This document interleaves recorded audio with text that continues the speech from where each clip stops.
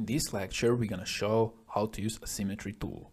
We use a symmetry tool if we want to check if our part is symmetrical. In our case, we want to check if our part is symmetrical relative to this plane here. So let's go to evaluate, and here we have a symmetry check. Here we have to choose our plane.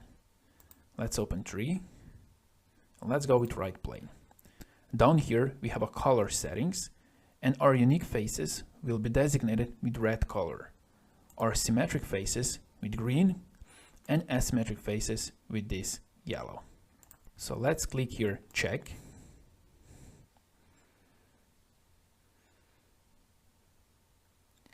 And now we see that we have 10 unique faces. We can see which faces are symmetrical. The green one, those one, and we can see which faces are asymmetric.